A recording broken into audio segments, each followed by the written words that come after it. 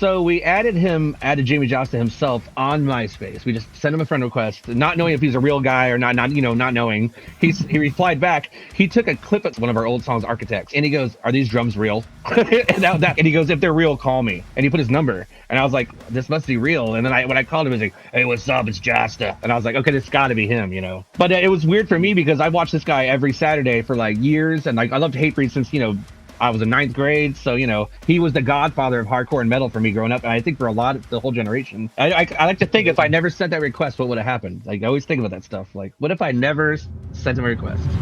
Real quick before we start, I just wanted to mention that we do these podcast recordings live on Twitch. It's kind of a cool way for you guys to be a part of the conversation, as well as see the behind the scenes and the uncut versions of these episodes. If you're watching on YouTube, subscribing, leaving a comment, liking the video, all that stuff goes a long way. Same goes for leaving a review on Spotify or Apple Podcasts. We have a striving community on Discord if you want to chat with other like-minded deathcore enjoyers, as well as just staying up to date with everything that's going on with the podcast. Last but not least, if you want to support the podcast, I'll be leaving a link down in the description wherever you are watching or listening on how you can do so, as well as links to everything else that I just talked about. With that out of the way, enjoy this episode.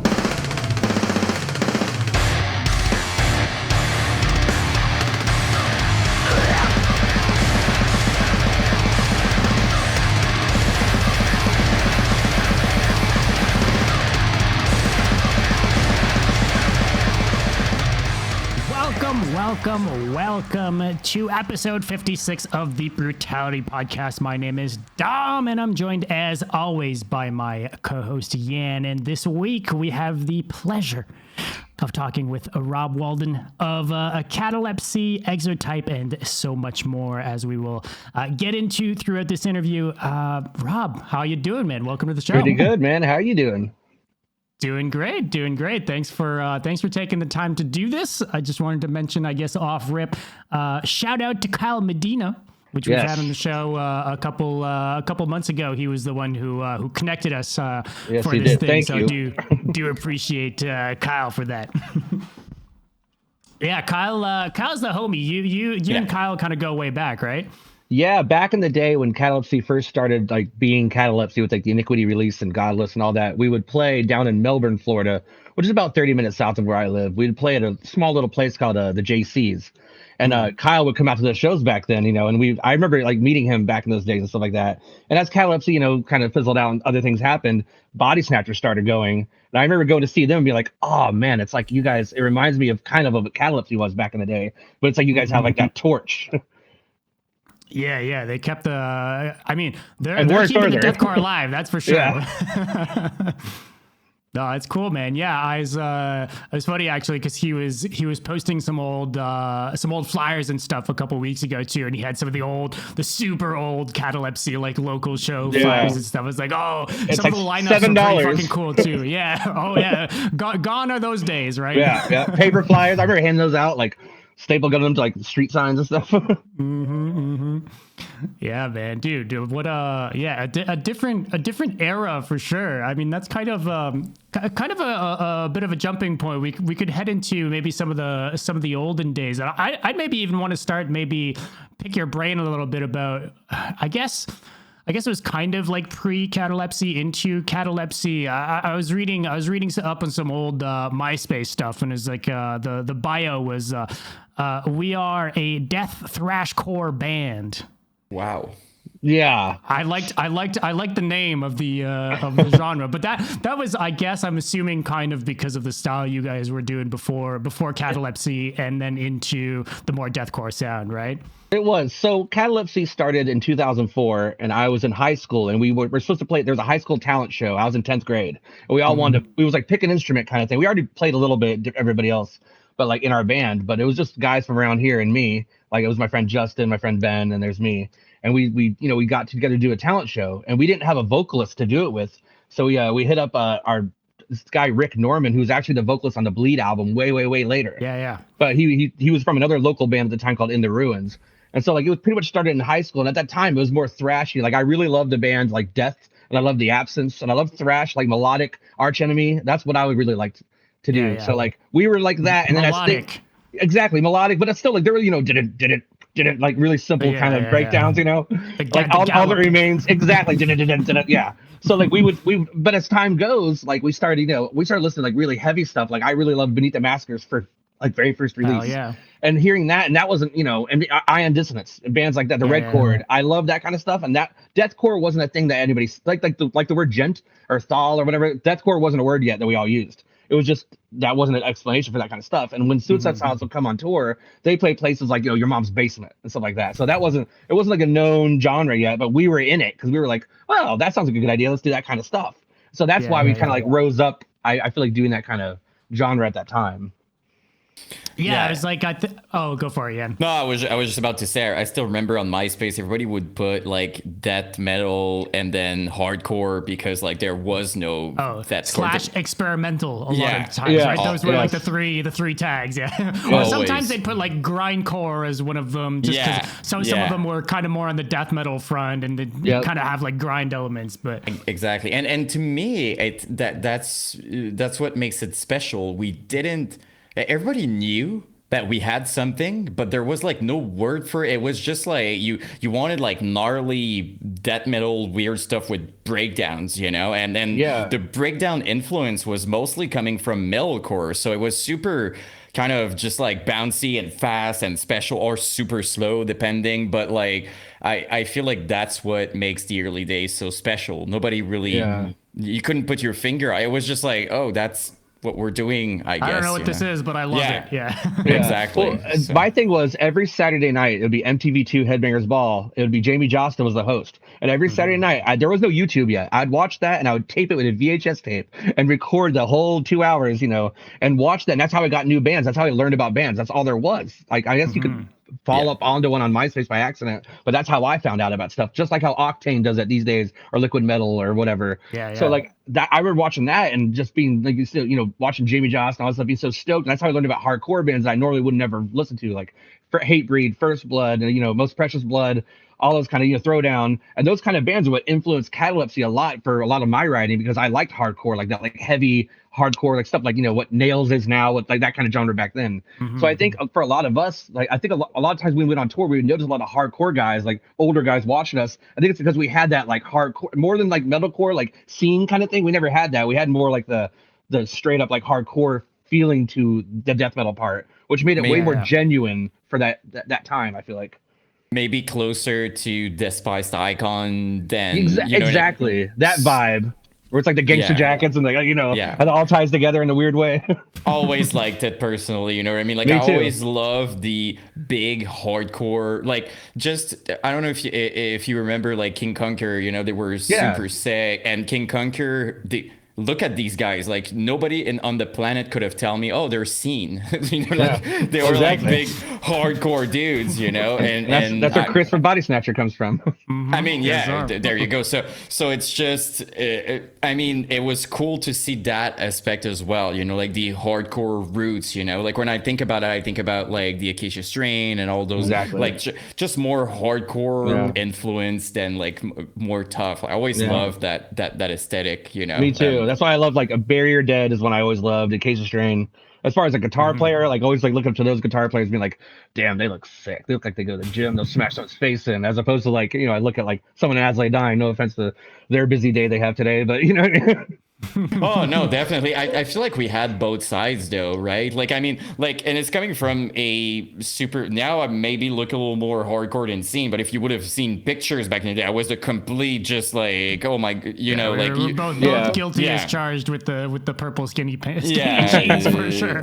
One look at me and people would have been like, oh, okay, he's listening to Bring Me the Horizon type thing. But like it was just cool to see the because it was working together still. It worked somehow. Like you would see these flyers and you would have like these more deathcore bands looking like Scene Kids, but also Despised Icon and all that. That's what makes it special, you know. It Well, was a lot of times you had both in the band too. You had a super scene singer, but then I mean, you guys kind of had that for a while when you guys had the two vocalists, right? There's like the scene vocalist and then the hardcore dude. That's you know, awesome. a lot of bands it was like the scene frontman and like the metal heads in the back playing the instruments. We'd be taking pictures like, you know, trying to look all like this. And some guys over there like, is my hair good? We're like, yeah, it's fine, dude. the V-neck, the whole thing. Yeah. Exactly. Just like, you know, combing your hair before the photo, and then you want to look badass type thing. I would like to ask before moving on, because you mentioned like as a guitar player, I would be curious if we go back to that specific time. Do you remember who got you into just like heavier, like I'm gonna play guitar, I'm gonna do this thing? Like, do you remember who exactly? It can be more than one person, but my first favorite band ever was Korn. It's still to this day Korn. And I remember having Korn DVDs before I ever played guitar. I had Korn, you know, I think it was Follow the Leader was my first CD I ever got. Then I worked backwards and forwards from there. And I remember just watching. I had their, you know, their VHS tapes. I had their DVDs, and I'd watch them and be like, man, I want to play guitar. Like, I just want to be like Head and Monkey or whatever, just because the noises they would make. Like these days, people do it on like MIDI with keys, you know, sitting there forever in the studio. But back then they used all these little pedals to make these weird, creepy noises. Like, if you listen to these old Korn CDs, the noises are like really weird, dude. like they come from a guitar, but they're like all these weird, like 90,000 pedals to do it. And that just made me really want to tap dance on pedals, I guess. Even though I never do that anyway, but I would say it's Korn and Slipknot too. I mean, I really like Slipknot a lot for the riffs back in those days. But it does make sense though. Like, you know, we're having those conversations because that's the part we want to, like, we do this thing and it's always fun to know the inspiration behind and what first got you interested in things. But I notice more and more that new metal is, like, for a generation, is one of the biggest, you know, like you look at Suicide Silence and all the guys are going to tell you like Korn and Korn for sure. They had Jonathan Davis on a song. I mean that's like that. They still win forever for that. And I mean, just listen to Black Crown from them, and you can just hear it that they love Korn, you know. So it's cool to see that, because I feel like, you know, we all went through Slipknot, and, you know, all the deathcore people basically, you know, new metal was probably our introduction. Suicide Silence, to your point, was like one of the few bands that were really vocal about the fact that was their influence, because I don't remember that many people back then. Like in the MySpace days, like praising Korn. They were ashamed. I feel like now almost. It's cool to acknowledge that you used to listen to Korn or still do or whatever. But I think there was a time where that wasn't really like acknowledged, or at least not in the deathcore scene, you know? No, it wasn't. And even their stage moves, but I was thinking back, like Chris Garza playing guitar, like he would do this move where you go like this, to go back, to go this, and go in circles. And that was definitely a Korn. That's a monkey move right there. And no one else would do that. People back there were jumping up in place, like did it. You know what I mean? That's how they were pioneers with that. Yeah, definitely. But it's true, right? Like, if you go back in time, I remember, like, nowadays, if I say that I love like Limp Bizkit and Linkin Park and everything, people are like, oh yeah, sure. Back in the days, people would ask me that, like back in like 2008, 9, right in the peak, and I would be like, yeah, Limp Bizkit is. They would be like, are you kidding me? Like, that's, you know, it was kind of you know, almost a shame of listening to that. But I never really cared personally. It was just like, they're badass, you know.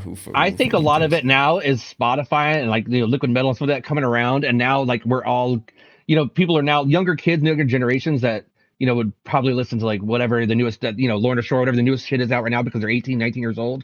They hear Spotify. They go to these festivals, like all these Danny Wimmer festivals, or all these, you know, festivals around the world that have like, you know, new metal as well as radio rock as well as deathcore on it, stuff like that. And that's where they go, oh, I like this stuff, you know, as opposed to my age, or I don't know how old you guys are, but I'm 36. My age, I'm like, I love that stuff when it came out. Yeah, right. But there was a time where we were nervous to say what we liked. I remember actually Catalepsy, we tried to go new metal a little bit, and that didn't work out so well. If we did it now, people would love it. So yeah. Now, I remember even seeing, because you guys were a fan of putting the kind of like the sticker on a CD, kind of saying like for fans of, you know, and then you look at some of the different eras of Catalepsy, and you look at what the for fans of is, and it's like, whoa, this ain't deathcore influence at all, you know. Like, you guys completely like went off from that, right? But we'll get into that specifically in a little bit, because I'd be interested to have a little bit of backstory on all of that. But first, I think it'd be kind of cool to tap into, because you mentioned, listening to Jasta and Headbangers Ball and all this stuff. But then you eventually with Catalepsy, were on his label and toured with Hatebreed and stuff like that. So how'd that come about for you guys? Yeah, that must have been like such a full circle moment for you. Like I'm curious how that kind of panned out and how that felt for you. What that moment was like for you. So we added Jamey Jasta himself on MySpace. We just sent him a friend request, not knowing if he's a real guy or not knowing. He replied back. He responded and he tagged. We had a bit of Architects, one of our old songs, Architects, and like he took a clip of our Architect, whatever it's called. He took a clip of that and he goes, "Are these drums real?" and I was like, and he goes, "If they're real, call me." And he put his number, and I was like, "This must be real." And then when I called him, he was like, "Hey, what's up? It's Jasta." And I was like, "Okay, this got to be him," Wow. and so we're talking, and he's like, "Hey, I'm coming there. You're in Orlando, Florida, right?" I go, "Yeah." He goes, "Well, grab some of your guys. I'm coming here on." He was on tour with there was a headliner tour. It's called the Monsters of Mayhem. It was 2006, and they came with, I think it was with Evergreen Terrace, and the Acacia String was on it. And after the Burial's first tour was that tour, they're the opener. Because they were going to sign to Stillborn, from what I'd learned from them, because we toured them later. But they said, we were going to sign to Stillborn, but we ended up going to Sumerian, because Sumerian just started right then. They wanted a few intro bands, whatever. But yeah, so we met him. We met him at that show, and that's where we pretty much signed the documents and all that stuff. And like he showed us around backstage, and like we had never seen a backstage before. We were 18 years old. In 2006, I was 18, so we were like sitting there. I was walking around like, oh my god, like seeing all the stuff, seeing how the green room is. He's introducing us to like the Acacia String, like DL. I was like, oh, hello, there, sir. Yeah. Did you guys play that show? Like, did he see you guys play, or not even? He just heard the songs off the demo and was like, yeah, this is cool. Like, well, he knew that we were playing because in Orlando, Florida at the time, there's a promoter named Adam Sachs, and he had his production company was called Music for the Kids, and he would put on he would book all the shows, like Acacia Strings coming through, and I'd be like, Catalepsy will play. I would like beg him. He would put us on everything. And like eventually I got Alicia and Suffocate and all these bands which he never heard of, and he was like, that's gonna tank. And I was like, no, it'll sell out. And of course it sold out, and we have to open that. So basically this guy, he was from New York. I think he used to book at CBGB's in New York City back in the day. He knew Jasta. He's from like the straight edge hardcore scene. So I'm pretty sure he helped with like talking to Jamey and stuff like that. Like telling Jamey that we're actually good and not like horrible and that kind of stuff, That's cool though. That like how did it feel for you? Because that must have been kind of a wild moment to be there backstage and to be like, whoa, I'm like signing these papers. Did you guys get the papers ahead of time, or you just got served the papers in person and signed right away? Like it was more like a verbal thing, and then he sent us documents in the email because we were there, and like of course we weren't drinking or anything because we were 18, but like it's that kind of thing where it's like, well, I want to do it if you want to do it. Yeah. But it was weird for me because I watched this guy every Saturday for like years, and like I loved Hatebreed since I was in 9th grade. So I remember just in my head, and I've always been good at that ever since. Is like, don't freak out. You like just look at him like he's a person. And I'm like, oh, thanks, nice to meet you. But in the back of my head, I'm like, fucking, oh my god, it's Jamey Jasta. And he's like he was the godfather of hardcore and metal for me growing up, and I think for the whole generation. For anybody who watched that, and Uranium with Julia C. But I mean, Headbangers Ball is way more up there. Yeah. There's probably something that's kind of like you discovered so many bands from him. Right. Yeah. And now he's like discovered us, putting your band on to other people, right? Because we sent a friend request. All you gotta do is try, man.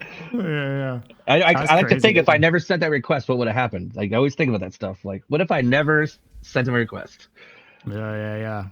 That's crazy, man. That's the part, by the way. Like I remember those days on MySpace. Like you would I would spend hours just adding people, right? Like just adding profiles and stuff like that. And it was possible. I guess it's still today, maybe even more with Instagram and stuff like that. But like sometimes you would talk to somebody in like a big band and just be like, is that the real account type thing? Like, are we talking to that person? And those things would happen because most of the time the band themselves would manage it by themselves. Like so it was very special for young kids in like freaking like Elysia, for example. Like what the hell? Like they were super young, just like killing it. out there, which is funny that he thought they would tank, by the way.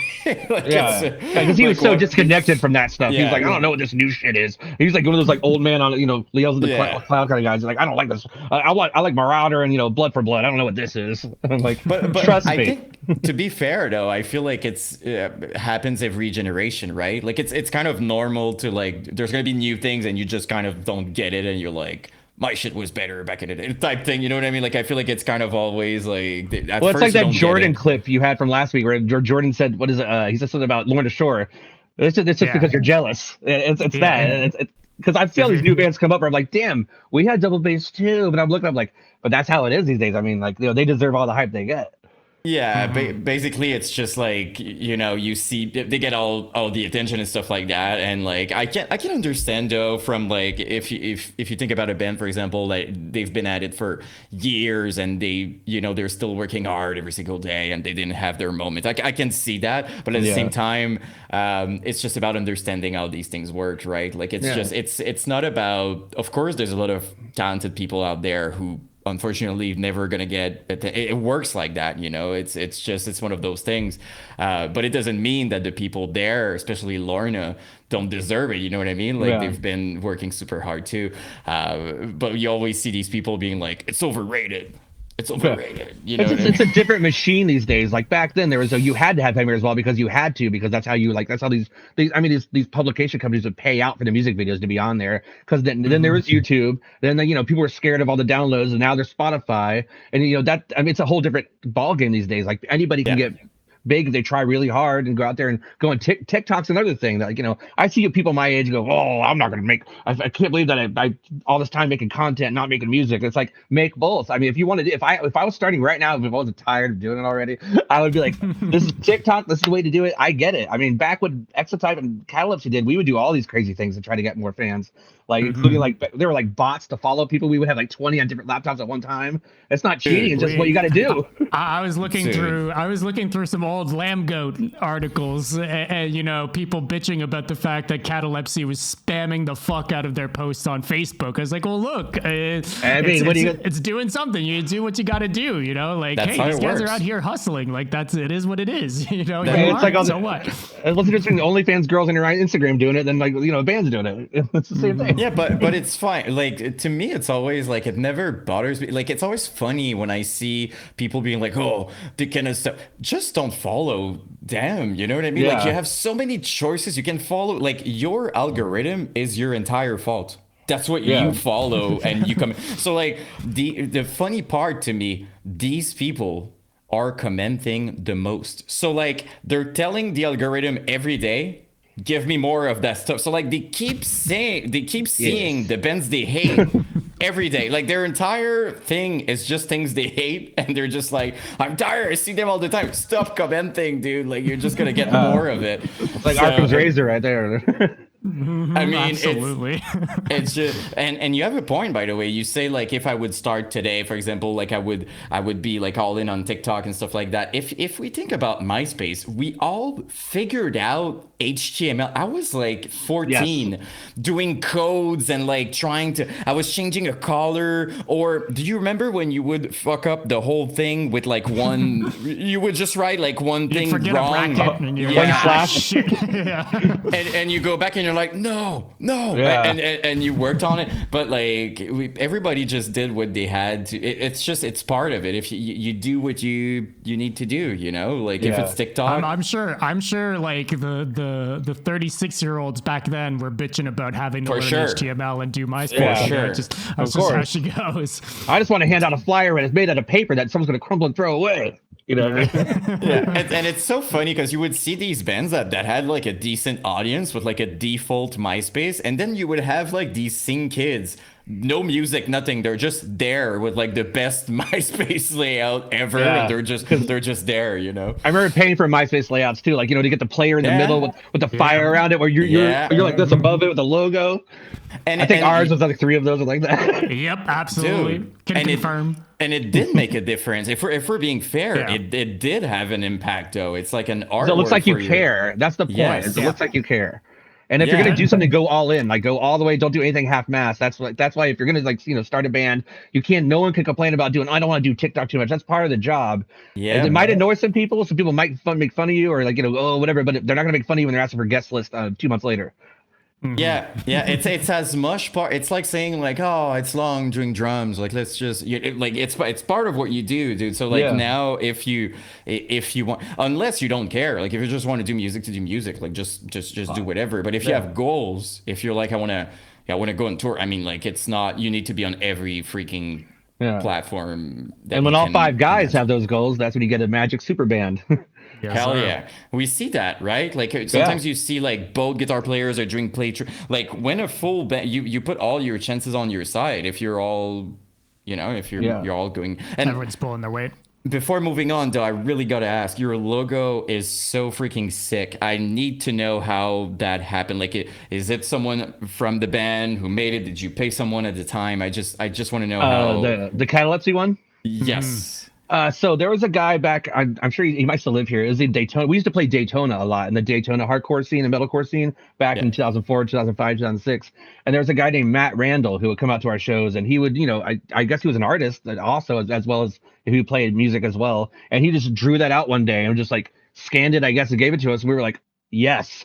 And that was like what I mean. If you look at it now with all the other deathcore logos, that fits in. But back then, not a lot of bands had logos like that looked like that. And the more I'm a graphic designer for the last 10 years, and the more I look at that logo, I'm like, I don't know if I could recreate that as good as that worked for the time. The A's are different in it, and the way it works out, the framing of the Y and the C. It's As like a designer, weird, I'm like, it's perfect. Yeah, it's like not symmetrical. Like it's like kind of offset. It's kind of weird, but it still works. It's like discordant, almost like the music is. Yeah. Like that's how it's supposed to be. That's crazy that it works out that way, like that. That's what stood out to me at first, if I'm honest. Like the logo, like I don't know, like the more we have these discussion, the more I notice that all my favorite things had like sick logos and stuff. Because like I would see the artwork, like I remember the first time I saw like the Chelsea Green logo, it was standing out. The first time I saw, you remember how cool it was, the first Dirt is Murder logo, how sick it was. Like, it was so cool. Like it's as much as people are just like, oh, it's a logo, it matters so freaking much. It's funny that you say that, because on my design website, the first tagline you see is people see art before they hear music. It's my little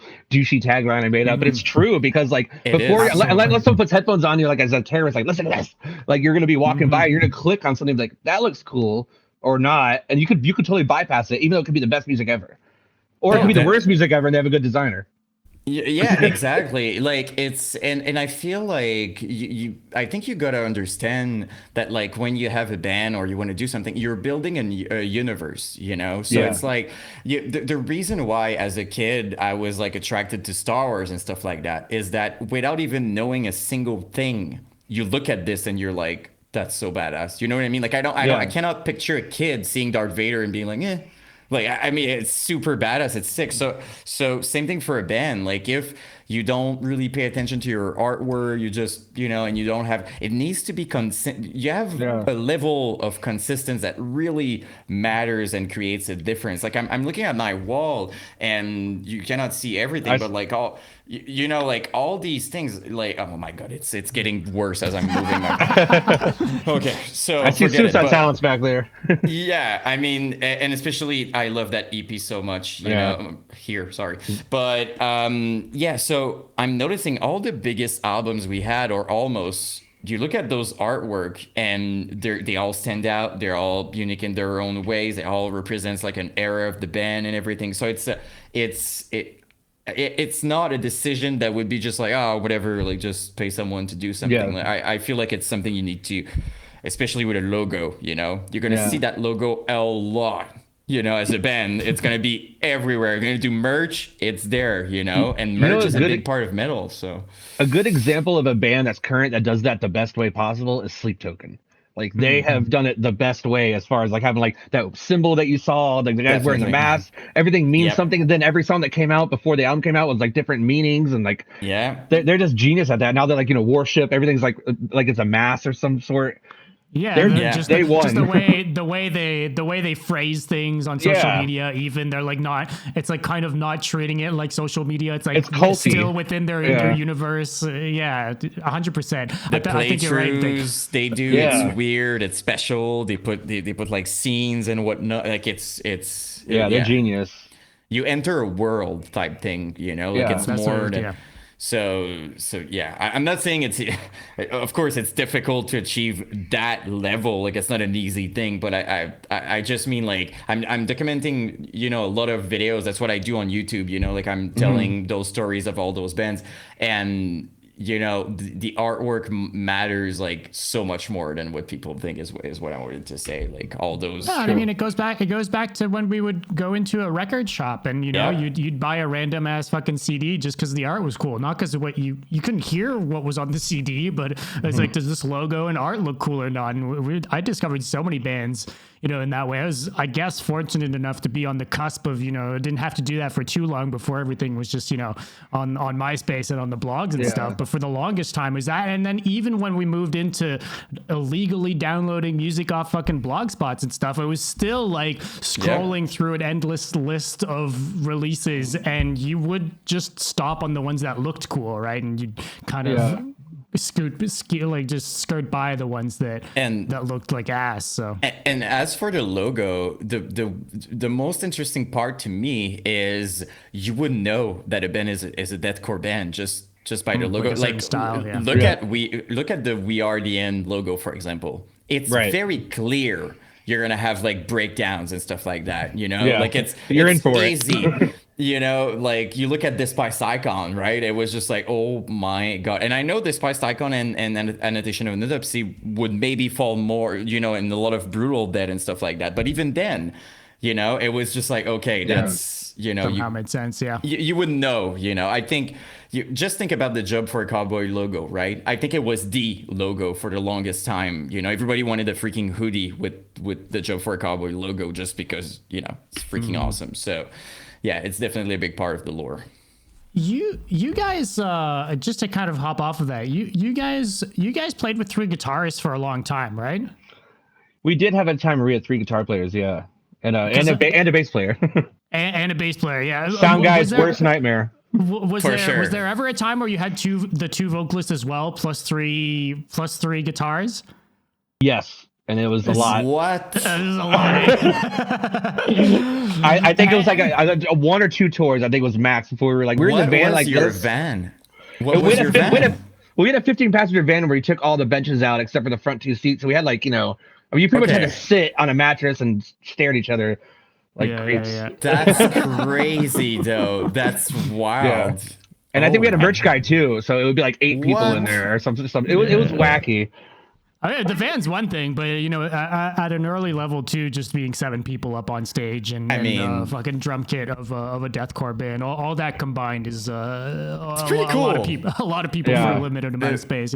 I look at a band like Angel Maker and I'm like, I don't know how you guys do it. Like, it's cool now because they're like at a point where they do big enough like rooms and stuff to always have these bigger venues and stages and stuff. But dude, I've seen them play in like an auto shop and be like, how does this work? You know? Well, like when we did the Iniquity album, like we did it for 3 guitar players, like a little bit. So there'd be parts where it'd be like, you know, like jad and dun dun dad and dun dun dad and dun dun, then the bass dun dun dun, then so it'd be 1, 2, 3, 4, and then it would start. You know, so we thought, you know, we did it that way, but it didn't work. I mean, there was a time where we had Vader cabs, which remember like Vader guitar cabs. Yeah. We had full stacks. We would carry 6 cabs in our trailer, and we're coming up. Remember, we're like opening these tours, right? You know, getting $100 a night, like the beginning, like 1 of 5 on these tours. We pull up with all these cabs, and like 15-minute set.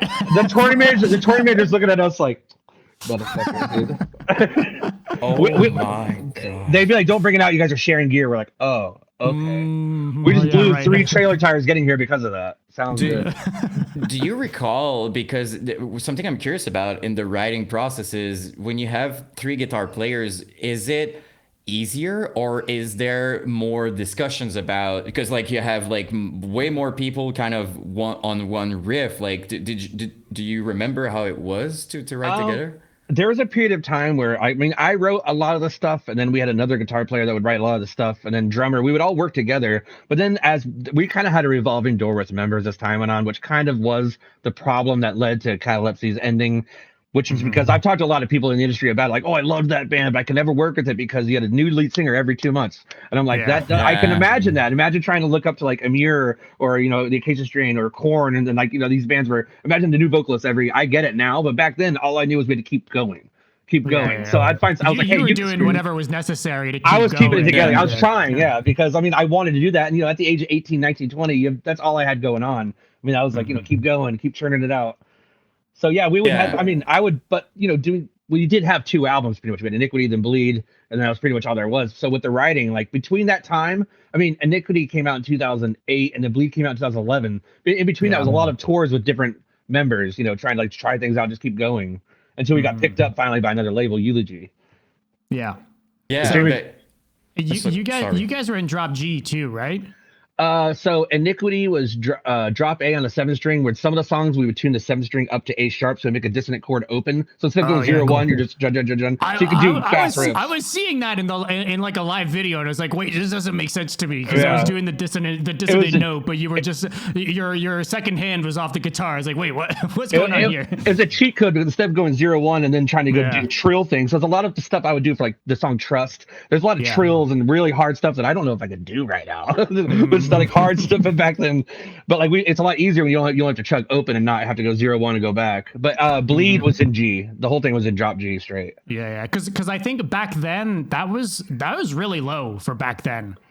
It was like not that many bands were doing that sort of tuning. So I can imagine, especially you were talking about, Sound Guys' worst nightmare with the 6 cabs and 3 guitarists, and then they're in, drop G of all things. They're like, oh my god, It would sound like nonsense maybe, but probably not. But it would also sound really heavy, because with the 808s, with all that combined, and just the energy in the room of like the ending breakdown of Trust or something going on. I remember it sounding heavy. It was a long time ago, but I feel like it was good.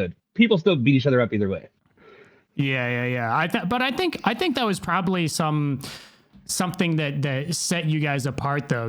That kind of tuning and the 3 guitars, and then for a while it was 2 vocalists. Like from what I understand, it was kind of just a necessary evil of like you guys wrote the parts in the studio kind of with like these 2 layering and a lot of like dynamics going on, but it didn't make sense if it was just a single vocalist to do it or whatever. But I think all that sort of stuff was kind of you'd see some of those things, like having 2 vocalists. You'd see like Despised Icon with 2 vocalists and stuff, but that is a very deathcore thing, all these things. 3 guitars in Whitechapel or Chelsea Strain, Chelsea Grin too. So but it wasn't everybody that was doing that sort of thing. So I think it was probably something to that, as a tuning especially, that kind of just made you guys sound so much more like heavy maybe than some other bands in the genre. It's funny is when all those bands grow up, they all have 1 guitar player. that's how they do it. They go, we're good, we don't need all that,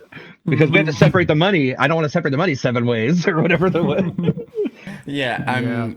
I'm curious also to know, since your music is like very technical, like how did you manage kind of performing and playing, right? Because you want to move, because like it's heavy, but like for you, was that like a challenge to mix both? Like how did you manage that? we would write on purpose. We would write parts where we go, okay, this is where we're gonna like this is where it's gonna go down, this is where people are gonna be brutal. We're gonna have a build up, so you have time to have a sip of water. We would plan everything out like that. Then we would have times where it's like, okay, this would be a thrash beat into a blast, where you put your fucking foot on the monitor and try to do your best. You tap away, because you don't want to wear your guitar too high and be like nerding it out up there like all these like progressive instrumentalists do. But at the same time, you don't want to be all the way down low where you can't even like do anything that makes sense. You can't play the tech riffs. Yeah. Low action is the key. Low action on your guitar is the way. Yeah, I remember those. We would see that a lot in metalcore, but like it was either like the guitar is literally here or like way too like so freaking. You look like a dork up there. Like. Yeah, but then even too low, it made so that the common move was to like kind of full body headbang, and I've seen plenty of guitarists knock the shit out of their guitars on the ground because they were just their strap was too low. And your strap saw on the back of your neck like this. Yeah. My favorite part of that era was how the keyboard player would go crazy, like crazier than the entire band, you know, Yeah. like They would all lift it those up and flip the keyboard and then put it back down. just like going almost in the crowd and everything. We would see that a lot with like Devil Wears Prada and bands like that. So it's maybe more in metalcore. I don't think, like, I'm trying to remember, but like Winds of Plague, you know, she was playing and stuff. I don't think it was as crazy, but like if you remember early Underoath and bands like that, it was about going crazy on stage type thing. So like they would all, kind of, Yeah. almost mosh on stage. No, I was asking because like it's something that people sometimes don't think about. They're gonna look at a band and they're gonna be like, they don't, they didn't go as crazy. But you got to understand that there's certain parts that are just unplayable if you move like crazy as well. So Yeah, that's why we try not to put crazy tapping during breakdowns where you're supposed to be moving. Like it's makes okay sense. if Rob's statuesque here. He's just I'm like, please don't miss one. And I want to address the No. chat real quick. Chris, you're Yeah. not a dork if you play 8 strings. I play 8 strings. Where is it? Here it is. It's right there. Just back in 2009, playing a guitar that high just seemed dorky for me.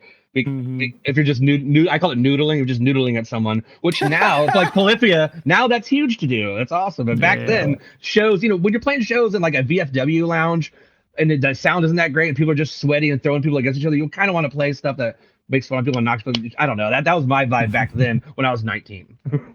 It's cool. Yeah. It's cool to. It's a kind of an approach that not every band necessarily has. Also, like you touched on, kind of writing the parts to fit the live show, right? Right, yeah. Ultimately, right? It was kind of like we know people are going to go crazy during this thing. This Yeah. part is going to let me be able to grab a glass of water. This part's going to be like to show people that Right. this is the shred. This is our Beneath the Massacre part right here. Like That's what we did. Like so all this sort of stuff is like for the live show, which I think is cool because I not to say that it's all like gone, that sort of thing, but I think back in the day there was more of that than today, for Yes. sure. Like I think there's a lot more of the and it's a great thing at the same time. Like there's a bunch more bedroom recording bands, that they just think about the music, and that's fine. But I've personally, I think a lot of deathcore, especially I think deathcore that was hardcore influenced, a lot of it was like that, Yeah. like for the live show, like, okay, this breakdown's going to be sick. Like this build up is going to make people like anticipate this thing. And like, I miss that because we have very little of that sort of stuff anymore. The gang vocals that we used to have all the time Yes. in deathcore, the build ups, Big all call these, outs, the call outs Yeah. and stuff like that. Like all these like very iconic things that kind of were a staple of deathcore back in the day. You guys were great at that. You guys throughout the career always had like good call outs and build ups to breakdowns. That was like, to me, one of the things that I always thought was so fucking cool. Like these very long drawn out. Yan knows I love a good build up. Oh, that was like same. That was like when we wrote the ending to Trust. Like we wrote the "You'll never make it out." We knew what we were doing. We knew what would happen when we did that. We repeated it over and over in the studio. We did And chants it's so in the studio. long. It's so long. It goes too, out to like 8 measures, I think. Yeah. It's like some people probably found it even maybe like annoyingly long, but like They it might works. have. Like it's like, I'm sure in the live setting that was the sort of thing that, it's simple. People know the words. It's anticipation to this bigger thing that's the breakdown afterwards. Like it like slows down the mood of the song too. Like it's like long enough for you to kind of forget what was before to just like settle into the slow sludgy breakdown that comes in afterwards. Yeah, I don't know, man. I miss that kind of era of creating music for the live show, Yeah, everything's so quantized and programmed these days. I mean, I don't knock it because I do it. I like it too. But everything's so like set up. It's also people sometimes write stuff in a way where it's like, I don't know, is this soft enough to get on this or hard enough to get on this, or will it sound just enough, good enough to people will like it like this or whatever, as opposed to like, hey, what about like how will it affect people in a room at a concert or where you plan on playing? Like if you plan on playing like in our mindset, we never thought we were playing on some mega stage. We thought we were playing in VFW halls and stuff. So we're like, let's play something where there's an ambulance waiting outside, and there's a couch going through the window. Like, let's do something like that. As opposed to, these days, it's like, you can just stand here solemnly with, a suit on, like, la. But, that's, it's like Flesh God Apocalypse right there. Yeah, and it'll work in a crazy big room, I think it's different vibes, right? Because you bring up Flesh God. We've had we've had these conversations before, but like Flesh God is like the perfect example of a band that like their thing. And I know they used to, even when they were smaller back in the day, they would carry around, like they do the suits and the set and all these things, piano. And the full fucking piano and all this shit. But like for sure, a band like that is made for a big stage, right? Like that band just makes sense on a bigger stage with a big production, with like all these things going on and like extra instruments on stage and all this stuff. So I get what you mean. Like it's you're writing from a different place when you're like writing for a big venue versus writing for the VFW. I didn't think about that, because it's true. Like I'm trying to imagine, like, you know, Cornerstone Festival in 2006 with The Divorce Brother. I put that same performance in a stadium and it just looks weird, probably. You know what I mean? Like it doesn't work the same way. If like it doesn't sound the same way, it's not the same performance. I never thought of that, you know, and some people make it work, you know. Like I feel Slipknot were always good at that, you know, like they play like big play, but it was different, right? The drum flipping, it was other, you know what I mean? So circular, you gotta find other ways to make it Parkway like Drive now. Exactly. They carry that torch.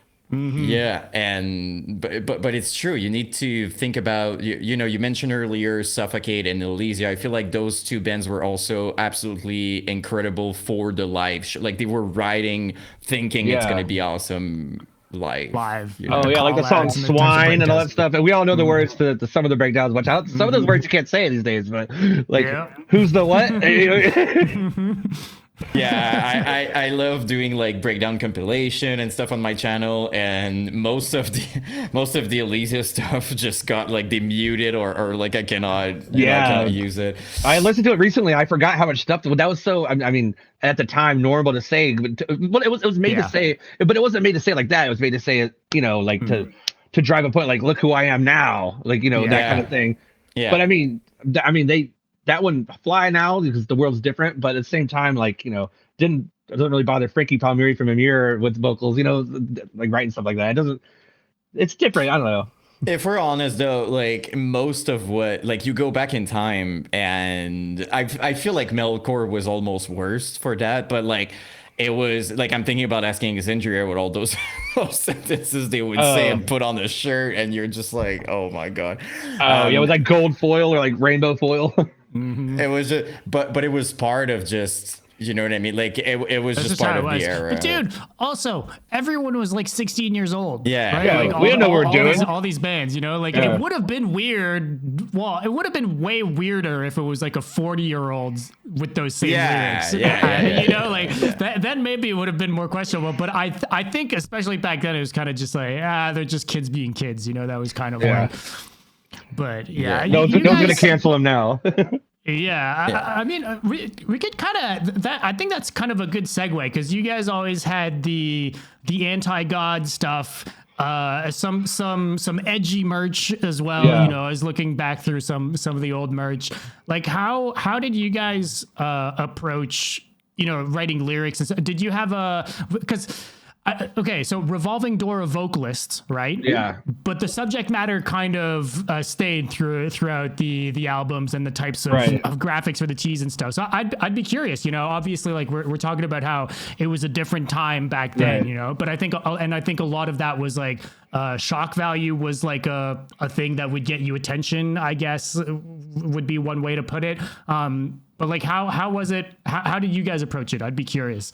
Well, we definitely for Godless is an EP that we recorded Iniquity, and then like Jamey Jasta wanted something to come out sooner, so he made Godless out of that. So he used it was Trust and Whispers, I believe, and then Architect and Deep Throat also, and Architect. There were demos of 1116 Architect and whatever. That's how it was. And so with those two releases, are pretty much just one. That was our first vocalist, or our first vocalist when we got signed as Drew. His name was Drew, and he was the one that was in the music video for Trust, and he did the vocals on that.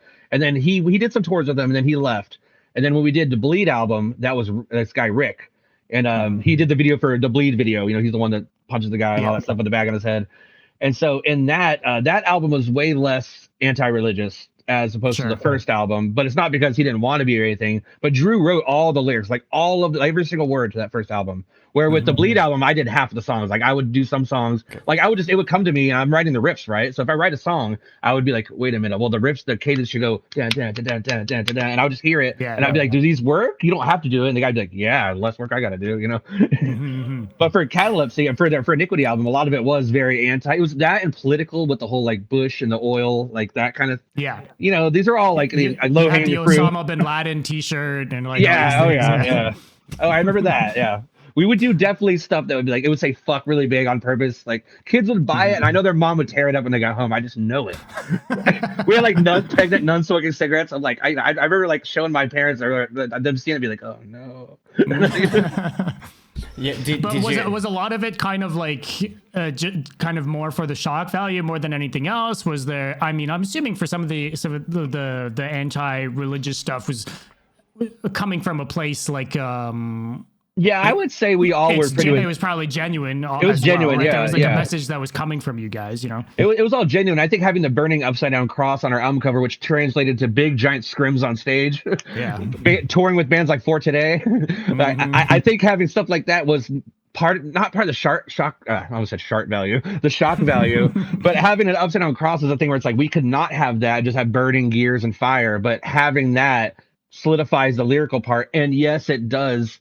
I remember asking Jamey that, being like, "Hey, will this be okay?" And he's like, "Yeah, fucking do it." I'm like, "Okay, Okay, okay, Mr. Hatebreed, sounds good."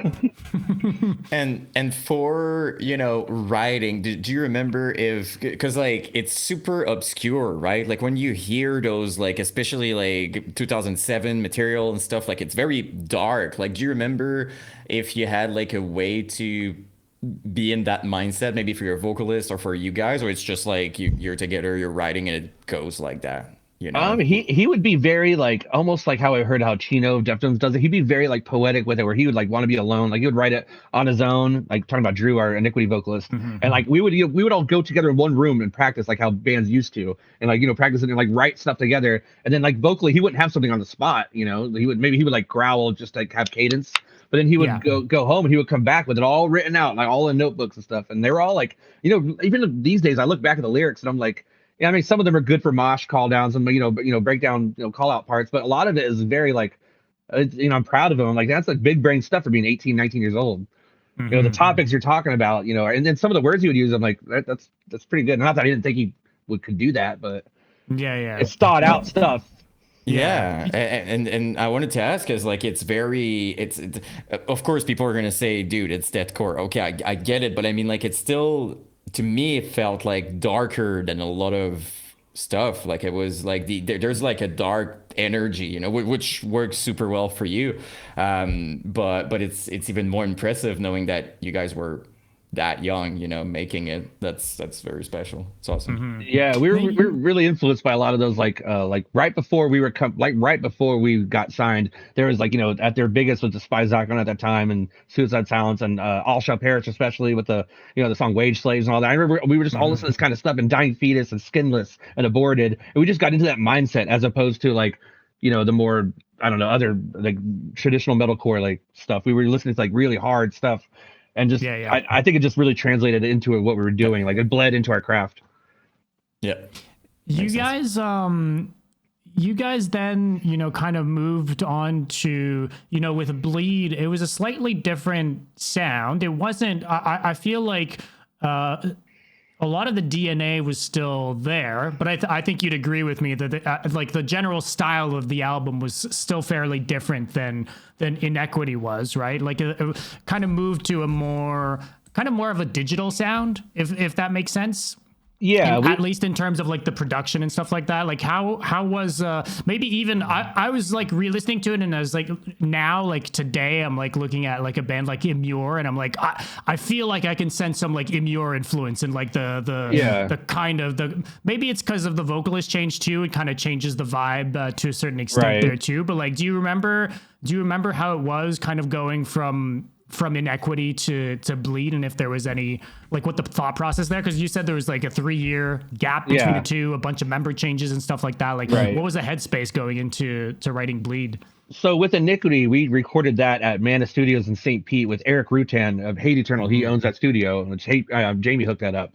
So for that, we had a death metal guy do it. So there was a lot of, I mean, he didn't really influence it. We already had the songs written and done when we got there. But everything was live, live drums and all that stuff. When we did the Bleed album, we did it with our friend Matt Johnson, who he did a lot of Exotype too. He's done some other bands like Killer's Confession, stuff like that. He lives here in around this area. And with him, we programmed a lot. Most of the drums were programmed, the guitars. That was our first time programming anything like drums, guitar. Line 6. That was new to us in 2010 when we did it. But doing that then, the headspace for us was it's a lot less death metal in that album, but it's a lot heavier to me in a different way, as opposed to sitting there going like. We have a lot of more drudgy, like, for example, like Wormwood from Acacia Strain had just come out right before that, and that definitely was a big influence. And of course, you say Amir. We toured with Amir twice between Iniquity and Bleed. So watching these kind of moshy, heavy bands that don't give a fuck, smoking a blunt on stage, having the hip hop part kind of almost into it a little bit, and with the way it looks, with people wearing grills on stage and all that kind of stuff, it all tied together. We were like, okay, maybe we'll drop a little bit of the the death metal part and maybe try to do that, not trying to like follow any certain thing, but I mean that's what we all do. Any musician's lying if they say they don't get influenced and want to kind of be like, what if we tied that in a little bit, Of course, yeah. So we did that, and that is how that bleed came out, because a lot of the songs are, I think Bleed was the first song we wrote for that, was Bleed. Okay. We put that out with the singer Josh we had, and then we switched over to Rick because Josh left the band. But I think we did Bleed and a song called Goliath were the first two demos we did with Matt Johnson. We were like, okay, let's do the rest. Those were both singles too, right? Yeah, they were both singles that we put out before. Yeah. Yeah, because those. I just kind of like remember back then, like seeing the chatter online being like, oh, this isn't necessarily the Catalepsy that I loved type of thing. Like it was like a different thing, right? Like do you remember feeling that? Like do you remember the reception of putting out Bleed and kind of like the shift in style? Well, I remember the reception of when we put out at the end of the Iniquity phase, we had a song called Vexation we put out, which we were managed by this guy named Eric, who used to be the guitar player of Bury Your Dead. And he was, really a hip hop kind of like gangster kind of type kind of guy. So much that he's in prison for 20 years. But anyway, we were working with this guy, and we were just sitting there like going through music, and he kept trying to get us into this more like how Bury Dead was going in those days with the radio kind of stuff. Yeah. And we were like, we didn't have one sung word on that song, but that song was, you might as well have just seen like a princess on the whole song, because we got canceled at that time. Like I remember Jamey Jasta hated it, and he was like, let me tweet it and see what everybody thinks. And he dropped us right after that. But he tweeted it, and everybody was like, boo, boo. Like the reception was horrible for that song. Really? I remember like, what have we done? What have we done? I get it looking back, going from Iniquity to, to that. That's a very stark contrast. Like I get it. Yeah. But nowadays, Vexation is something I would hear from Lorna Shore almost. There was the same double bass, and there was a lot of keys going on. It was very orchestral. It just wasn't at all like Iniquity. Yeah. But Bleed was nails and hammer heavy compared to Vexation, so that was us being like, well, we can still do heavy. Watch this. Sure, it was kind of like an in between, between the Vexation and Iniquity in that sense, like not fully going back to like full deathcore. Like it's still, because it still had like a lot of that more bouncy kind of vibe to it, Yeah. And then you guys kind of like went back to a more deathcore roots on like the singles afterwards, right? Because what was Abomination of Domination? Abomination of Desolation. It was, we had Desolation. Sorry. We had one song put out called Westboro, and it was basically about, fuck the Westboro Baptist Church thing. And then we had basically, when there was a graphic designer who was putting out, this before I did art, this guy was putting out a contest, and he was like, hey, whoever gets the most shares, which it was easy for us compared to all the other bands at that time, we just launched shares, and whoever gets the most shares gets free art. So we were like, hey, what if we have a new Catalepsy album called Abomination of Desolation? And the guy made this really cool artwork. And then we just only had that one song, and then Exotype happened. So then people always go, whatever happened to that CD? And I'm like, nothing happened, man. I mean, Exotype, we started doing that, and we had a pretty big manager that wanted to take on Exotype. That was pretty much kind of like, get rid of that Catalepsy's over. It's like, focus on one. Do this full time, or or not, yeah. And then what was the deal with the Reset then? The Reset is Gabe, who is the bass player currently of Exotype and Guillotines and some of the other bands we've been doing together, like Ego Infernum. Yeah. He was in the Reset with Steve, who was the Exotype singer, and so they joined in from the Reset into Exotype when we had to, Okay. we needed a vocalist, we needed a bass player, and so they joined in. So that was his band. But the reset was great. Yeah, yeah. And then so then you guys transitioned over to Exotype, and that kind of like became I feel like, I don't know how you felt it, but it became bigger like way quicker. I feel like you guys hit the ground running. Yeah. Like I remember, like, obviously, again, kind of the same story. Like, oh, this is Catalepsy, but it's definitely not Catalepsy. Like, if you love Catalepsy, it absolutely did not mean that you were going to necessarily fuck with Exotype, because that was really different, you know? It was. So how was that for you? Because then you guys worked with Sturgis, right, on the first album. We did, yeah. And then all this ties together because right after that Westboro song came out, I was flirting around. We were talking about doing Exotype. It was, at the time, it was called Something Here We with Divide. Divide. Here We Yeah, Divide, yeah. yeah, which was it was a Dead Letter Circus song name or something. We were trying to do something with singing. For once in our career, we don't have singing. And I was like, it can't be in Catalepsy. We just have to start a new band. Let's just experiment. It didn't necessarily mean that Catalepsy was over, but we Yeah. just wanted to try something else. We were messing with it, and I just like the Jamey Jasta thing, I looked in the Linkin Park booklet under management, and I saw an email, and I emailed the guy, and he emailed back, and that was our manager. So we had the manager of Linkin Park. Damn. He had what is it, Plain White Tees at the time. He had Hell Yeah, he had all these big bands and Gemini Syndrome, and we were like, hey, and he's like, I like this stuff, and we were like, hey, dubstep's just now getting big, so would it be mixed metal and dubstep, just trying like hop on a boat that no one has done yet? Yeah, maybe Attack and Abandon All Ships had a little like boop boop here and there, Yeah. but no one was really doing that. So we decided to do that, and he liked that idea because he liked the two different things being added together. And so that's why we got all serious with it, because we have this guy right here waiting for us to put out magic. So we got to start making music because we already have the manager.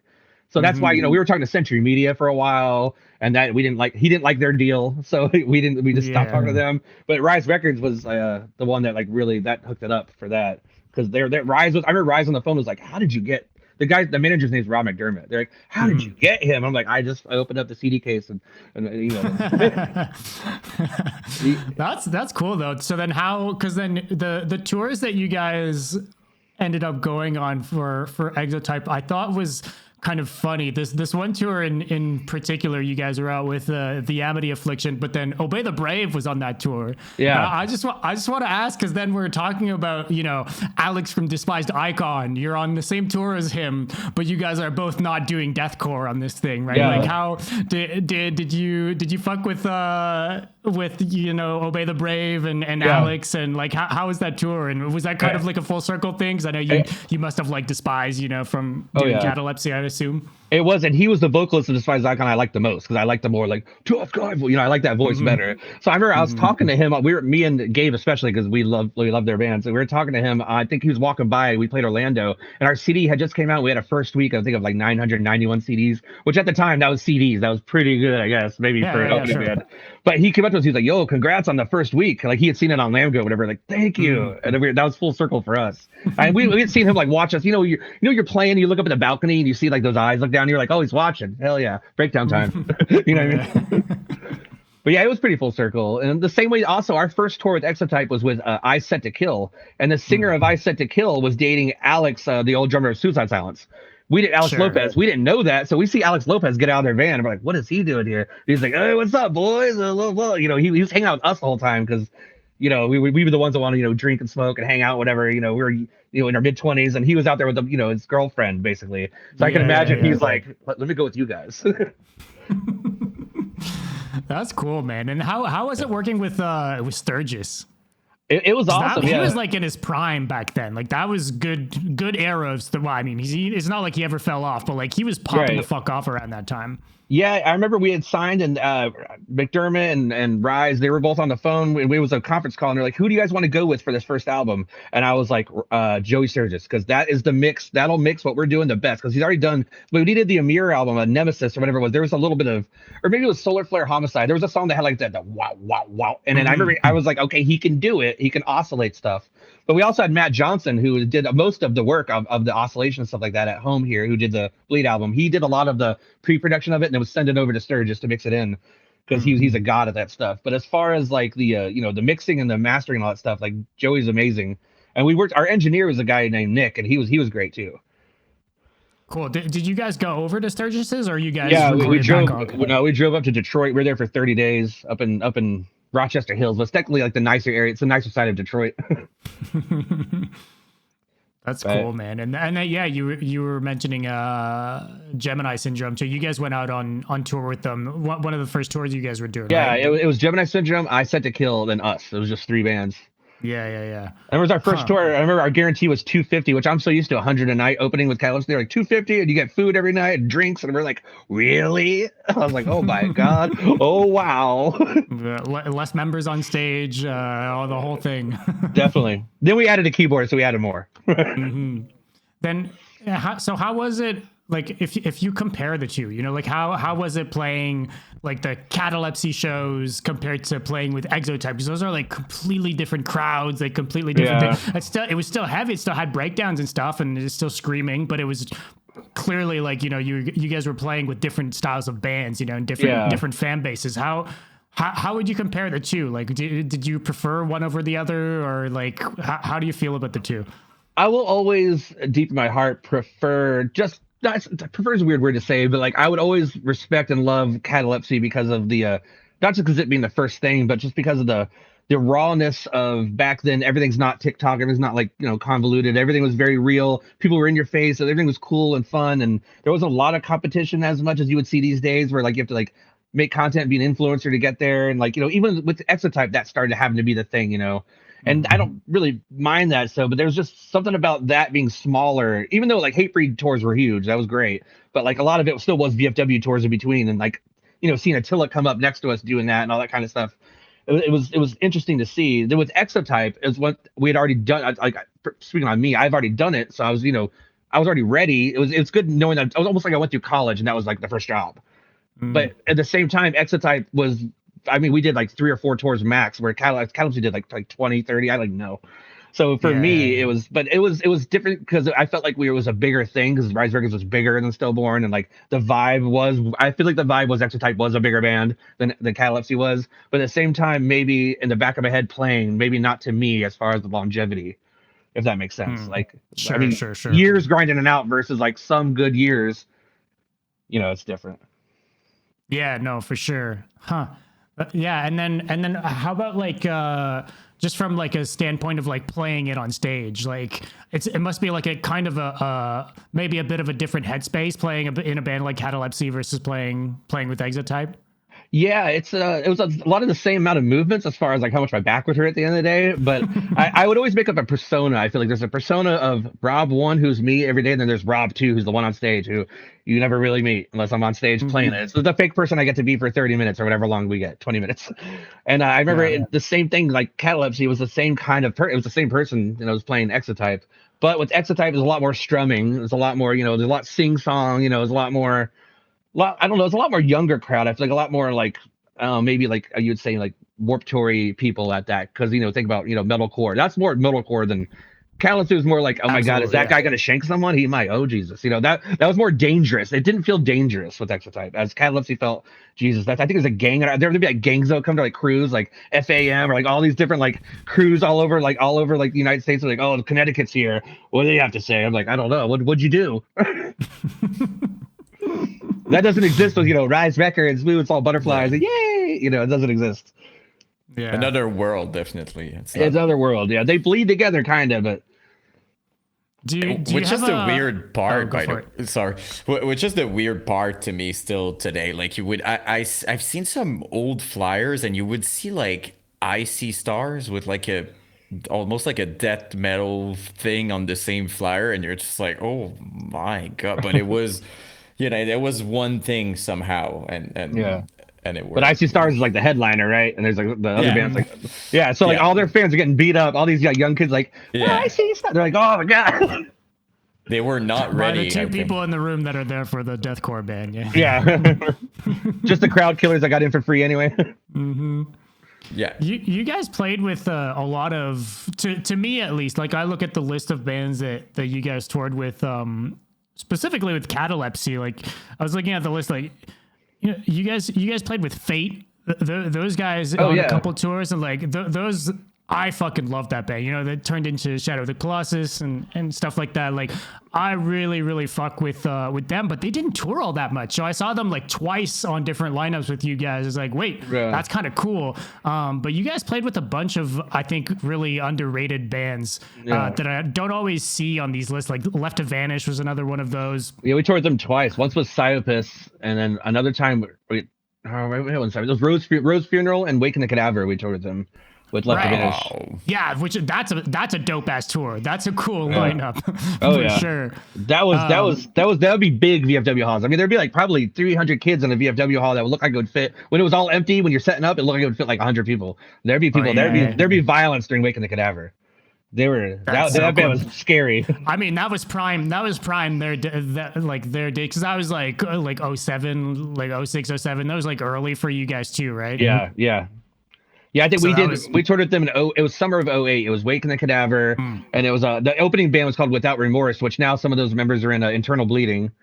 So it's like, you know, everybody ties together. I remember the last Catalepsy tour we ever did, we took out Fallujah. That was our last tour we ever had. Yeah. Summer of 2011. I remember I was like, I never heard of Fallujah before, but our agent told us this is what we're doing. I was like, okay. And I remember watching them. I'm like, oh my God, they're so good at their guitars. I was embarrassed. I'm like, Jun. That was still with Alex was still in the band, right? Alex yeah, Hoffman? he was. Yeah, that's cool. He was a great vocal, a great designer too, actually. But he was a great vocalist that had like such a good stage presence. I found it's a shame he kind of bowed out of Fallujah. I really enjoyed that era specifically of Fallujah, because they changed quite a bit stylistically since then, but. That was a cool. Alex Hoffman made an art image for Catalepsy for a single. I don't know if we ever put it out or what happened, but it was a song way back in the day that it was all like, we wanted it to be kind of like the Mechanics of Dysfunction, like Beneath the Mask, where it's like Gears and it's signed. Like, I guess we love Gears apparently. I don't know. But yeah, I remember he did that, and like that was one of the first things he had done for us or whatever. And then actually Alex Hoffman made the Here We Divide logo. So that connects. Cool. Yeah, because we had just toured with them, and that's right when we decided to, hey, what if we get out while it's hot and try something new while we still can? That's awesome. That's cool. I love how some of those things like tie in together ultimately. Do you have any favorite bands that you toured with from back then? Any tour stories or any people you really fucked with from back then? Yeah, Amir was always great. I've always been great friends with like all the members of Amir through the times. They've had revolving doors too, but for during our tenure with them or whatever, it was the same members. And I've always been great friends with Frankie. And then there's also after the burial, they brought us out back in 2009, and it was with them and who else was on it? For Today, they were on it. I don't think For Today liked us too much. Well. I understand why. That's so funny, dude. Like, it's weird how a lineup like that even existed in the first place. The agents like doing it. They're like, let's have fun with these two. But I remember the first tour we did with them, they came up to the front of the stage. We were playing like some unholy song we had, and they were like praying at the front of the stage. That's cool. I mean, I was just nervous when he was doing it, because I didn't feel mad about it. I felt bad. I felt sad. I felt like we did something wrong. At the end of it was over. They like took us aside, like read to us every night, that kind of thing, which is all cool. Like none of us were like dicks about it. We're like, I know some people would be like, dude, I don't want to see that shit, but that's corny to me. It's like, hey, they're going out of their way to, you know, this is what they believe. I get that. Even at that age, I mentally knew that's, you know, it's fine. But I just remember at the same time feeling that guilt. I remember asking them, like, can you guys just not do that maybe like on stage? Just because like it's really weird for us, because we're playing this heavy stuff and people are praying as we're playing. And it's just it makes me feel like we're like lepers or something you're praying for. Like it feels really odd for us. You're trying to go all out, like be like in the zone, like just like be in that mindset, and you've got this going on. It's kind of I got like holy water in my eyes. I'm like, stop. Like I get it from their perspective, but to me though, there's a way of doing that. You know what I mean? Like there's like because for them, I'm pretty sure they were trying to save they're just trying to save us. Yeah, they're not trying to defend us. No, they're trying to do a good thing basically. But that being said, I feel like you have better results just talking to normally the side. with people. Yeah, just like the best way to me to like help people or change their mindset or whatever is by just talking normally, just having those Yeah. discussions and about life. But that's kind of, you know, it's a tricky topic because I know a lot of people are like really passionate about it, and it's fine. But personally, the way I would go about it would be more that, because like for you see a lot of movies or bands or whatever, and it's a team. Like it's not, you know, it's not you know, Yeah. they're not trying to do a ritual on stage, you know what I mean? Like it's Yeah. they're Yeah. playing music. So and but how was it though, to you mentioned like Rose Funeral playing with those bands, it, were they still doing like speeches on stage, you know, during that era for today? Because I think they I would think they like always did. For today, yeah, oh yeah, for sure. They were actually, we did our first one of our first Catalepsy tours was with For Today and Dance Club Massacre and some of I forgot the name of this other band, but anyway, we would go out with them, and he had dread. This is how I know he had dreadlocks really long back then. Their singer Maddie, and they would do the speeches, all that. Then they got signed to, I think it was Face Down maybe, or whatever. I think it's Face Down. Pretty sure, yeah. And they are whatever Christian label it was, and they would go out and do they would do like a bigger tours. Like we would get jealous. They're like, oh, they got to do a Warp Tour. They get to do this. They're going out with August Burns Red and all, you know, Devil Wears Prada. And then all of a sudden we toured with them when they were direct support for After the Burial. We were like, way down here, and then they all had like, you know, vests on, like short hair, and like earpieces in, and they didn't do the speech that much. They did it like, you know, for a minute, like, this is all for Jesus Christ, blah, blah, blah. And then like, you know, the song, they wouldn't be up there for wasting like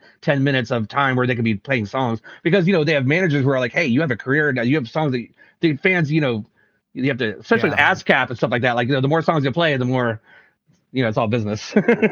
Yeah, but do you remember the reaction? Like, did you remember if some people would react badly to that? Because, like, I would only imagine, like, people. Yeah, there'd be immature I've people. heard stories. Yeah. There'd be people that would like, you know, go boo, and back then, like, I still wasn't young enough to be like someone who would like drink habitually or anything like that. So at the time, I would see like drunk people, which to me were like aliens. I was like, oh my god, that guy's drunk, almost like seen someone on acid or something. They'd be throwing beers. I'm like, whoa, what a crazy guy, you know, back then. Like, but I mean, it was I would see some stuff like that, but for the most part, it's not like we were playing Christian venues. They were out of their element touring in metal venues with bands like us, because, you know, I mean, the rest of us, we had a message, but the other bands of tours would be more secular, like with anything, or more, what do you call it, like nothing. They would be talking about like the fucking whatever, like girls. They wouldn't be talking about, you know, God or no God or whatever kind of stuff. There would be us and them. We would look at each other like, oh god, here we go. Yeah, that's why I was asking, because it's like, you know, Rose Funeral, you guys, you know, even Die Hard or everything. Like, I would imagine those people going to a show, and then, you know, the people that wants to see like dark stuff or whatever, and then you see Right, this just guy from a fan base perspective of having people that are there for the anti-God stuff are being preached to by the other band on the bill. You know, it's kind of a clash for sure, and vice versa, right? Like, well, if we played first, I'm pretty sure those people would walk out if we played first. Just like the die-hard people, because they wouldn't be into that, and especially because there are some people that I think were into our message of the lyrics a lot, you know, their imagery a lot. Like that was, you know, they would have it tattooed on them, or they'd be wearing like, there'd be like God-free clothing lines people would wear back then and stuff like that. Like I remember they would give us some shirts and stuff like that and be like, you have to wear this. Vest clothing, that was one of them, I remember. Yeah. Huh. Yeah, that's it's kind of crazy, because back then I think there was also more of you know, For Today wasn't the only band like that. You know, you had quite a few, you know, Christian deathcore bands, and that always kind of was like almost felt like something that wasn't meant to mesh. You know, like Impending Doom. That's the number one. We were friends with some of the guys in Impending Doom, and I would ask. Actually, Manny was the guitar player. Manny from Impending Doom. He was the guitar player of I Set to Kill when we toured together. And I would talk to him about it all the time. And I'd be like, so well, because they would go on like all these tours with Whitechapel. You know, with you know, what would it be, like Brooke Reeves or whatever, like, you know, on, you know, face to face with Phil on these tour flyers and stuff like that. And, you know, every single band would be like the whole time, you know, anti this, anti that, and then he'd be up there doing his thing, but he wouldn't preach it all, and it would be like in the lyrics, I guess. But I mean, I would listen to it, and I could see it in the lyrics, I guess, but it was more still angry deathcore lyrics to me, like, you know, looking at it all. Yeah. I never made a difference, like, personally, you know, like, to me, it's like, if I fucked with the music, I fucked with the music. That's how I never, am. like, yeah. Yeah, it's But just it's yeah. It's the speeches that make the difference, really. I think personally, like we had these discussions like quite a few times. It's not that I'm necessarily against it, but it's just like, you know, it's your spot, it's your time, it's your band. Like, do Yeah. whatever the hell you want with it. It's fine. But I feel like it might do the opposite of what you want by doing it this way. You know what I mean? Like I'm Yeah. trying to picture someone who's already against that, right? Right. And they're at a show, and then you stop everything to like Yeah, it's but they're probably not playing for the haters though. Like to their No, point, you know, no. I think they're preaching for their own people, right? And Yeah. to a certain extent, I'm assuming people that are into that sort of thing, they fuck with those bits. So it's And I imagine they're to having a each their moment own. with like, you know, like they believe in God. I imagine they're having a moment with God while they're doing that. Yeah. Like they're having their own personal thing too, because it's about the fans too, but it's also about them. I understand it all way more now. Yeah. I mean, I was mature back then. I was the way I thought. I was never ever offended that they did it. The back of my head, I was like, I really wish they weren't doing this while we're playing. But at the same time, I totally understood why. And no one in our band, not one member of the 30 guys or everybody it was 7, 6, not one member was like, fuck that. I fucking, you know, whatever, fuck them. No one said that. And I now at this age, I look back and I'm, you know, sometimes I'm like, man, I hope he didn't offend too many people with the upside down crosses, you know. Yeah, but again, the world was a bit different Yeah. back then. You know what I mean? Like I feel like now it's more like, you know, we're super, and it's fine, right? Like we're more aware of just like how you know, it's not even about respect. It's just about like letting people live and do their things, you know, like you can believe in what you want to believe. But back in the days, you know, being younger and everything, I'm pretty sure a band like that probably ran into, like, you guys were cool, it's awesome, but Yeah. I wouldn't be surprised if they had other situation, you know what I mean? Like there was some bands who were, you know, I'm sure I've known heard for. about stuff back in the day. I remember reading, like, I don't know if it was on Lamb Goat comments or on MySpace on someone's bulletin. Or I don't remember where it was, but I remember reading stuff like, you know, about them like going on tour or other Christian bands too, and like, you know, playing these, you know, festivals of these other metal bands, like where, you know, I think it was where like kids in the crowd would probably do it, like, you know, drunk disorderlies like in Philadelphia at some show in some basement, be like, the fuck you say, what's that, John, you know, that kind of stuff going on. Yeah, Mm-hmm. because I mean, there's people getting, yeah, upset or aggressive for like less than that. You know what I mean? So that's why I'm Yeah. like, oh my god, you know, imagine someone already kind of kind of drunk or whatever, Yeah. and then something like that Throwing a beer happened. bottle. There's that for today guy. For But yesterday, you mean? I mean, but I do want to say that I really commend a band that's like courageous enough, because like we're talking about the other standpoint, but imagine how intimidating it is to go in a room completely, you know, you're playing with like Rose Fernell bands like that, and you talk about something that you fully know that the entire room or almost, you know, Yeah. are exactly the opposite beliefs. So I think it takes courage though I to think so too. just to their conversation, you know, like I respect that a lot is what I'm saying, you I know, do like too. Yeah. I'm more of just like, I don't want to offend anyone, just like do your thing. So like when I see someone who's just like, that's my belief, boom, boom, boom, I'm like, wow, okay, that's, Yeah. you know, it takes courage, to say the least. Yeah. I mean, So and I've seen a lot of stuff about Maddie Montgomery. Yeah.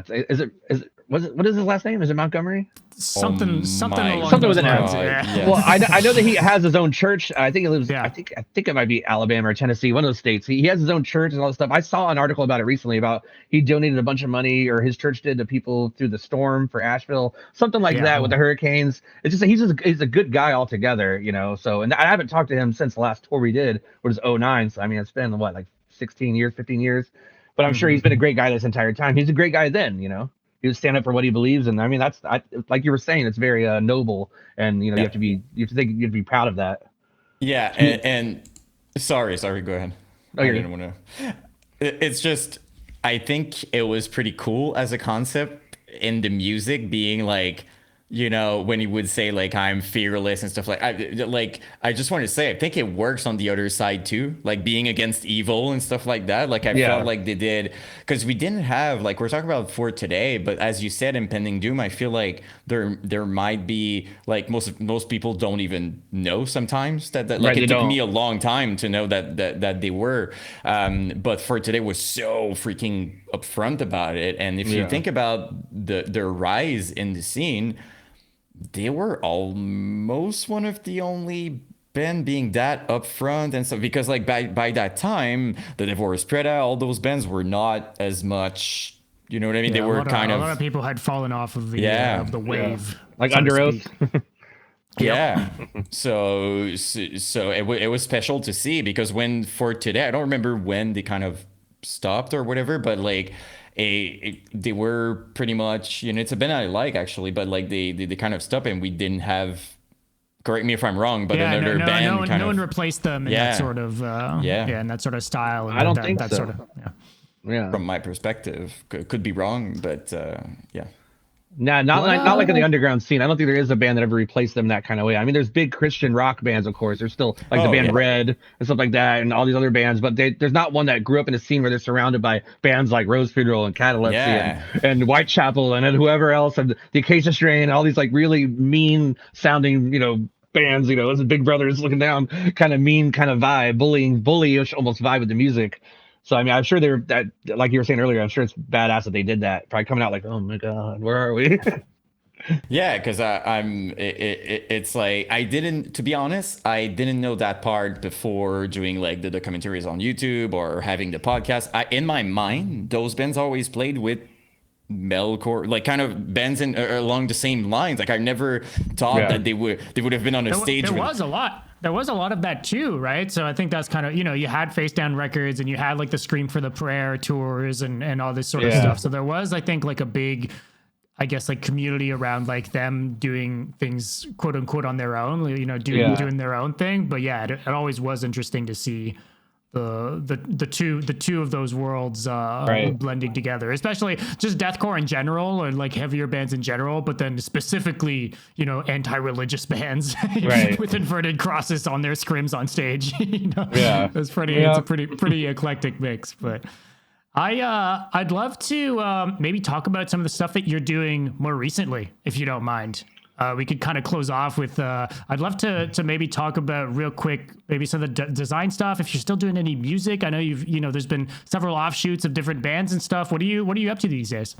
So after Exotype, we had a band called Guillotines, which is still active. We just haven't put out a song. COVID happened, and we stopped putting out songs because we all live in different areas, and we just kind of like fizzled out and did other things. But that's the one band that never broke up. It's still there, and that's more like rap metal. I would say it's like 8-string metal with like our vocalist is a very formidable, like I guess like old school hip hop. He's a little bit older than us, like probably like 2 years older than me. He's old school hip hop guy. He's not like the current rap kind of thing.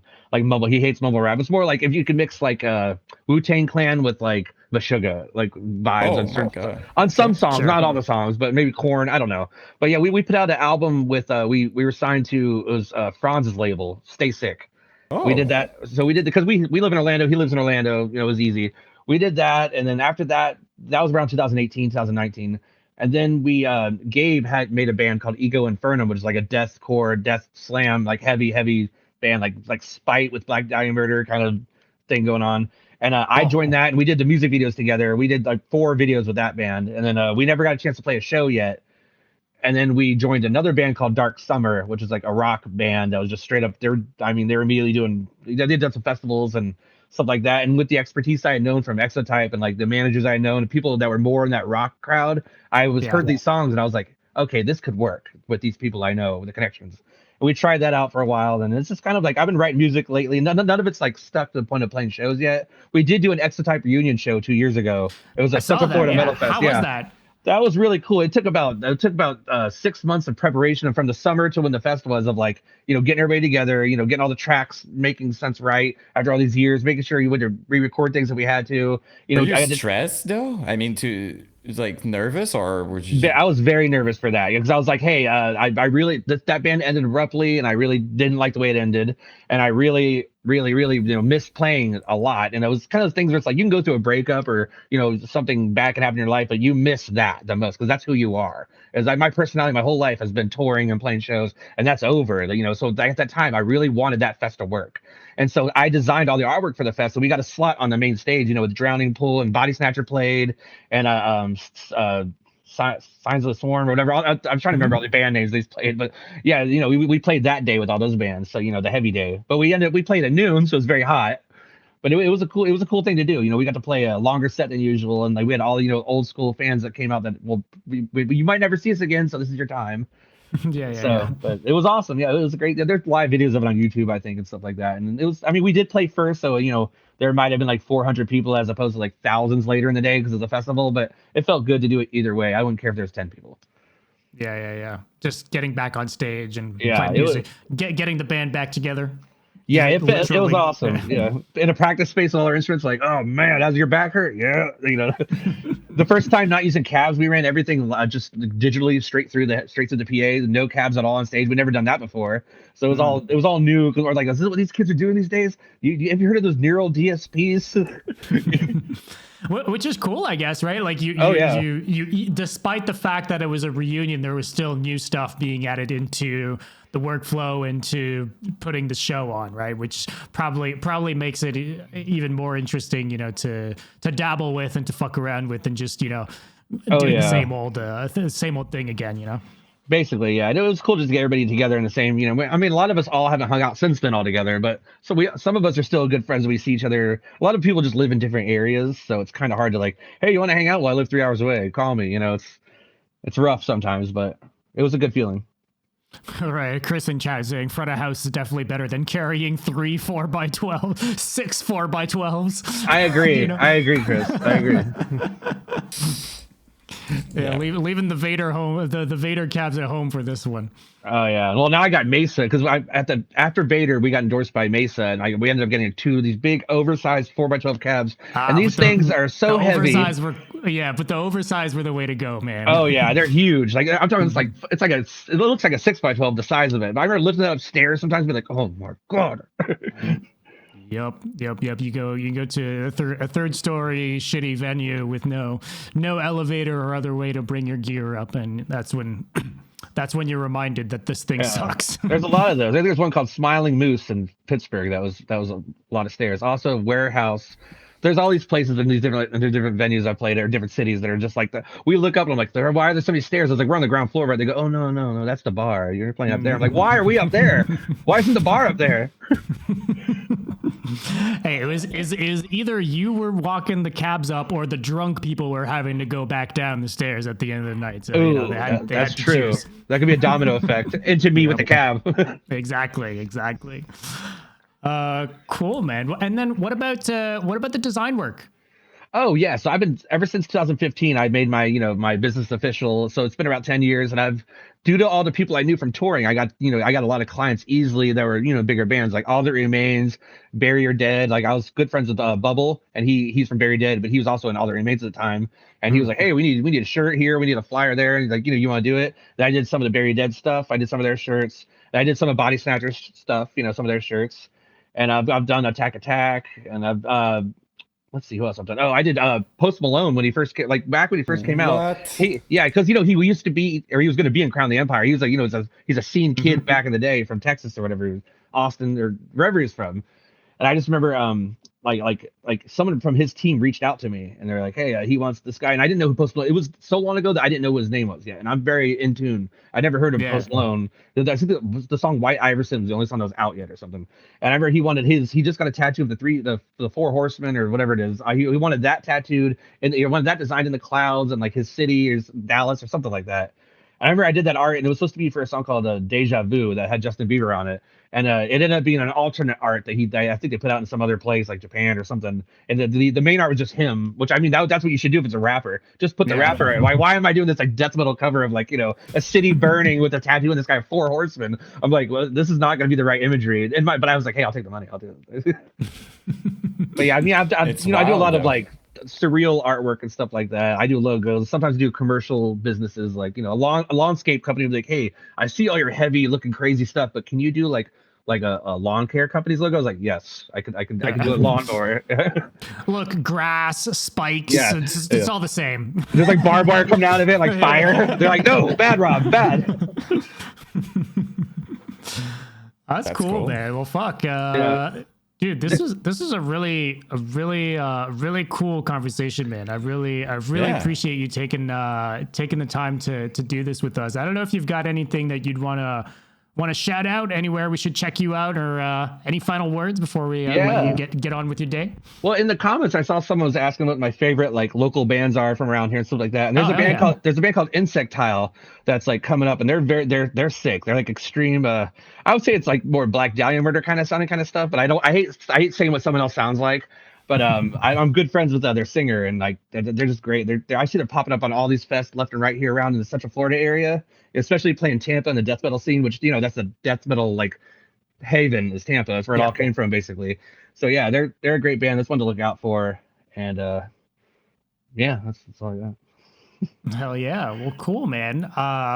Appreciate you having taken the time with us to do this. It was cool to talk catalepsy and the good old MySpace days. The good old days. The good old days. But yeah, I'll let you enjoy the rest of your night. Appreciate you coming on, and we'll keep in touch, all right? Sounds great, and thanks you guys for listening.